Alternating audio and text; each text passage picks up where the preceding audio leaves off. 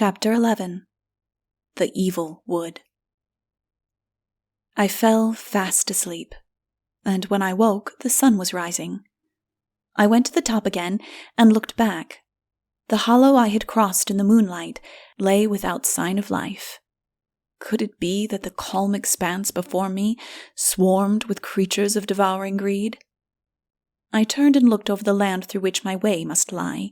It seemed a wide desert, with a patch of a different color in the distance that might be a forest. Sign of presence, human or animal, was none, smoke or dust or shadow of cultivation. Not a cloud floated in the clear heaven, no thinnest haze curtained any segment of its circling rim. I descended and set out for the imaginable forest. Something alive might be there. On this side of it could not well be anything. When I reached the plain, I found it, as far as my sight could go, of rock, here flat and channeled, there humped and pinnacled, evidently the wide bed of a vanished river, scored by innumerable water-runs, without a trace of moisture in them. Some of the channels bore a dry moss, and some of the rocks a few lichens almost as hard as themselves. The air, once filled with pleasant noise of waters, was silent as death. It took me the whole day to reach the patch, which I found indeed a forest, but not a rudiment of brook or runnel had I crossed. Yet through the glowing noon I seemed haunted by an aural mirage, hearing so plainly the voice of many waters that I could hardly believe the opposing testimony of my eyes. The sun was approaching the horizon when I left the riverbed and entered the forest. Sunk below the treetops and sending his rays between their pillar-like boles, he revealed a world of blessed shadows waiting to receive me. I had expected a pine wood, but here were trees of many sorts, some with strong resemblances to trees I knew, others with marvelous differences from any I had ever seen. I threw myself beneath the boughs of what seemed a eucalyptus in blossom. Its flowers had a hard calyx much resembling a skull, the top of which rose like a lid to let the froth-like bloom brain overfoam its cup. From beneath the shadow of its falchion leaves my eyes went wandering into deep after deep of the forest. Soon, however, its doors and windows began to close, shutting up aisle and corridor in roomier glade. The night was about me, and instant and sharp and cold. Again, what a night I found it! How shall I make my reader share with me its wild ghostiness? The tree under which I lay rose high before it branched, but the boughs of it bent so low that they seemed ready to shut me in as I leaned against the smooth stem and let my eyes wander through the brief twilight of the vanishing forest. Presently, to my listless roving gaze, the varied outlines of the clumpy foliage began to assume or imitate, suggest, other shapes than their own. A light wind began to blow. It set the boughs of a neighbor tree rocking, and all their branches a-swing, every twig and every leaf blending its individual motion with the sway of its branch and the rock of its bough. Among its leafy shapes was a pack of wolves that struggled to break from a wizard's leash. Greyhounds would not have strained so savagely. I watched them with an interest that grew as the wind gathered force and their motions life. Another mass of foliage, larger and more compact, presented my fancy with a group of horses' heads and forequarters projecting caparisoned from their stalls. Their necks kept moving up and down with an impatience that augmented as the growing wind broke their vertical rhythm with a wilder swaying from side to side. What heads they were! How gaunt! How strange! Several of them bare skulls, one with the skin tight on its bones. One had lost the underjaw and hung low, looking unutterably weary, but now and then hove high as if to ease the bit. Above them, at the end of a branch, floated erect the form of a woman, waving her arms in imperious gesture. The definiteness of these and other leaf masses first surprised, and then discomposed me. What if they should overpower my brain with seeming reality? But the twilight became darkness. The wind ceased. Every shape was shut up in the night. I fell asleep. It was still dark when I began to be aware of a far-off, confused rushing noise mingled with faint cries. It grew and grew until a tumult as of gathering multitudes filled the wood. On all sides at once the sounds grew nearer. The spot where I lay seemed the center of a commotion that extended throughout the forest. I scarce moved hand or foot lest I should betray my presence to hostile things. The moon at length approached the forest and came slowly into it. With her first gleam the noises increased to a deafening uproar, and I began to see dim shapes about me. As she ascended and grew brighter, the noises became yet louder and the shapes clearer. A furious battle was raging around me.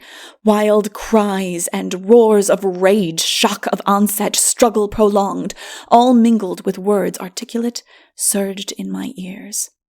Curses and credos, snarls and sneers, laughter and mockery, sacred names and howls of hate came huddling in chaotic interpenetration. Skeletons and phantoms fought in maddest confusion. Swords swept through the phantoms. They only shivered. Maces crashed on the skeletons, shattering them hideously. Not one fell or ceased to fight so long as a single joint held two bones together. Bones of men and horses lay scattered and heaped. Grinding and crunching them underfoot fought the skeletons. Everywhere charged the bone-gaunt white steeds. Everywhere on foot or on wind-blown misty battle horses raged and ravened and raved the indestructible specters. Weapons and hoofs clashed and crushed, while skeleton jaws and phantom throats swelled the deafening tumult with the war cry of every opinion, bad or good, that had bred strife, injustice, cruelty in any world. The holiest words went with the most hating blow. Lie-distorted truths flew hurtling in the wind of javelins and bones. Every moment someone would turn against his comrades and fight more wildly than before. "The truth! The truth!" still his cry. One, I noted, who wheeled ever in a circle and smote on all sides. Wearied out, a pair would sit for a minute side by side, then rise and renew the fierce combat. None stooped to comfort the fallen, or stepped wide to spare him. The moon shone till the sun rose, and all the night long I had glimpses of a woman moving at her will above the strife-tormented multitude, now on this front, now on that, one outstretched arm urging the fight, the other pressed against her side. "Ye are men! Slay one another!" she shouted. I saw her dead eyes and her dark spot and recalled what I had seen the night before. Such was the battle of the dead, which I saw and heard as I lay under the tree. Just before sunrise, a breeze went through the forest and a voice cried, "Let the dead bury their dead!" At the word, the contending thousands dropped noiseless, and when the sun looked in, he saw never a bone, but here and there a withered branch. I rose and resumed my journey, through as quiet a wood as ever grew out of the quiet earth, for the wind of the morning had ceased when the sun appeared, and the trees were silent. Not a bird sang, not a squirrel, mouse, or weasel showed itself, not a belated moth flew athwart my path. But as I went, I kept watch over myself, nor dared let my eyes rest on any forest shape. All the time I seemed to hear faint sounds of mattock and spade and hurtling bones. Any moment my eyes might open on things I would not see. Daylight prudence muttered that perhaps, to appear, 10,000 phantoms awaited only my consenting fancy. In the middle of the afternoon I came out of the wood to find before me a second net of dry watercourses. I thought at first that I had wandered from my attempted line and reversed my direction, but I soon saw it was not so, and concluded presently that I had come to another branch of the same river bed. I began at once to cross it, and was in the bottom of a wide channel when the sun set. I sat down to await the moon, and growing sleepy, stretched myself on the moss. The moment my head was down, I heard the sounds of rushing streams, all sorts of sweet, watery noises. The veiled melody of the molten music sang into my dreamless sleep, and when I woke, the sun was already up, and the wrinkled country widely visible. Covered with shadows, it lay striped and mottled with the skin of some wild animal.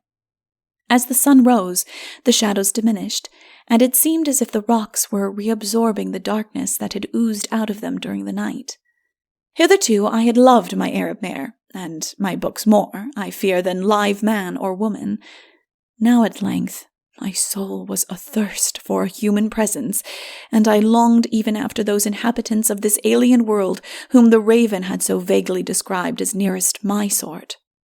With heavy yet hoping heart, and mind haunted by a doubt whether I was going in any direction at all, I kept wearily traveling northwest and by south.